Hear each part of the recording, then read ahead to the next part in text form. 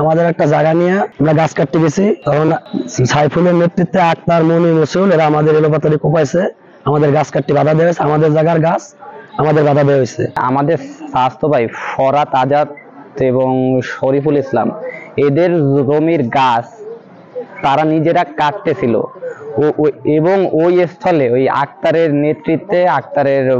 বোন জামাইয়ের ছেলে এবং আক্তারের ভাইয়ের ছেলে এসে ওদের উপর হামলা করে এবং ওদেরকে না মেরে মারছে অন্য লোকরে, যেমন আমার চাচা মুজিবুর রহমান এবং আমার স্বাস্থ্য ভাই স্বপন এবং স্বপনের আব্বা ফজলুল শেখ এবং আলামিন হচ্ছে আমার এক স্বাস্থ্য ভাই, আলামিনের মা এই 5 জনাকে মারছে এবং স্বপনকে 3টা কোপ মারছে, এমন ভাবে কোপাইছে যেন তাকে কচু হাসপাতালে রাখা হয়নি, সরাসরি 250 বেডে পাঠানো হয়েছে খুলনায়। আমার জমিতে গাছ কাটতে গেছি, সেই গাছ কাটা লেগে ঘটনাটা হয়েছে। তারপরে আমরা বাধা দিছি, আমাকে প্রথম কোপ দিয়েছে হলো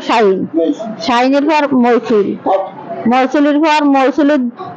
মনি হয়েছে, মনি 2 ছেলে আইছে। এর পরে তো মারামারি হয়েছে, মারামারি হওয়ার পর যেটা আমার দেওয়া অসুস্থ 3টা কোপ তার মাথায়, সেরে লইয়ে হাসপাতালের দিক আইছে, রাস্তার মাথার দিক। এর পর আমার দেওয়ার মুজিবের আর এদারে মুজিবের আর ফজলু এইটি ওরা পাইয়া ওরা মাছ একবারে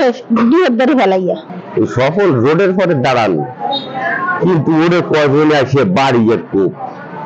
উপায় যখন ফেলাইতেছে, আমি গেছি ঠেকাতে, তখন আমার প্রতি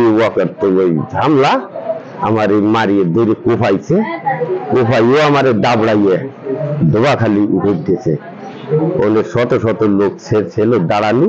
কিন্তু ওরা কেউ কিছু বলে না, ওদের ভয়তে কেউ কিছু বলে না।